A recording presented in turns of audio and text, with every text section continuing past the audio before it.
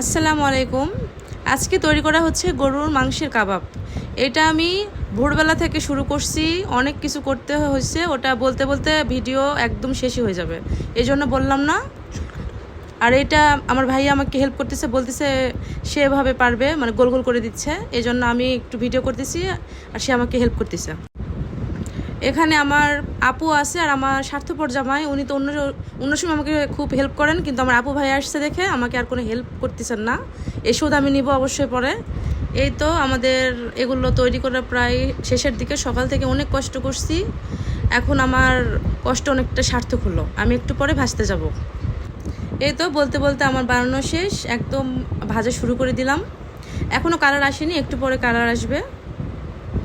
এত মানে মজার খাবার, এইটা হলে আমি 2-3 প্লেট খাবার একদম সাবার করে দিতে পারি। যদিও আমার জামাইয়ের এতটা পছন্দ না, কিন্তু সে লোভ সামলাইতে পারে না, অবশ্যই খাই।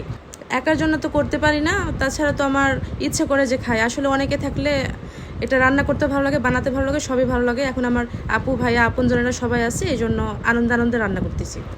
আর আমাকে সব থেকে বেশি হেল্প করছে আমার আপু। আর এই তো আমি ভাজতে ভাজতে মানে ঘেমে গেছিলাম, আমার আপু বলতেছে যে আমাকে দে, আমি ভেজে দিই। এই তো আমার আপু ভাজতেছে। এটা আসলে মানে খাওয়ার সময় সবাই আসে, প্লেট নিয়ে হাজির হয়ে আসে, কিন্তু এই তো রান্না করতেছি। আমার স্বামী আমাকে সবসময় হেল্প করে, কিন্তু আশেপাশে নাই, দেখেন। এদিকে আমি ঘেমে একদম শেষ, মানে এত মানে গরম লাগতেছে। আমার আপুও ঘেমে গেছে, আমিও ঘেমে গেছি, তাড়াতাড়ি মানে হতে পারলাম না বাঁচি। এই তো প্রায় শেষের দিকে হয়ে আসতেছে।